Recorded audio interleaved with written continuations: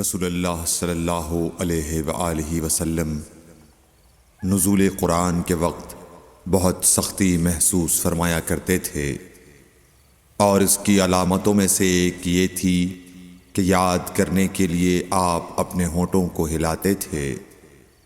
ابن عباس رضی اللہ تعالی عنہ نے کہا، میں اپنے ہونٹوں کو ہلاتا ہوں جس طرح آپ ہلاتے تھے۔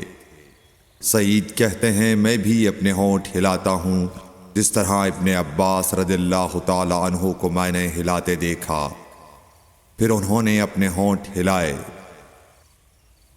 ابن عباس رضی اللہ تعالی عنہ نے کہا، پھر یہ آیت اتری کہ اے محمد، قرآن کو جلد جلد یاد کرنے کے لیے اپنی زبان نہ ہلاؤ، اس کا جمع کر دینا اور پڑھا دینا ہمارا ذمہ ہے۔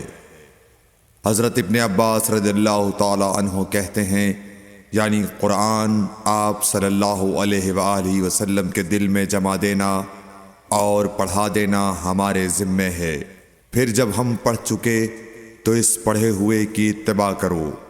ابن عباس رضی اللہ تعالی عنہ فرماتے ہیں، اس کا مطلب یہ ہے آپ اس کو خاموشی کے ساتھ سنتے رہو، اس کے بعد مطلب سمجھا دینا ہمارے ذمہ ہے۔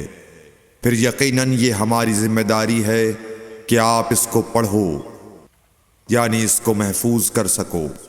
چنانچہ اس کے بعد جب آپ کے پاس حضرت جبرائیل علیہ السلام وحی لے کر آتے تو آپ توجہ سے سنتے، جب وہ چلے جاتے تو رسول اللہ صلی اللہ علیہ وسلم اس وحی کو اس طرح پڑھتے جس طرح حضرت جبرائیل علیہ السلام نے اسے پڑھا تھا۔ صحیح بخاری حدیث نمبر 5۔